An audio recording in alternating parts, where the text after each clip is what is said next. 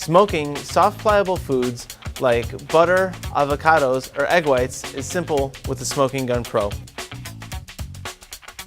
Get your whisk attachment going, light your smoking gun, and blow the smoke at it as it's whisking.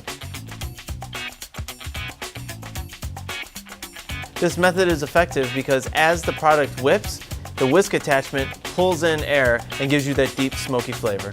Another way to smoke foods using the stand mixer is to use the paddle attachment. To demonstrate this, we're going to smoke some butter.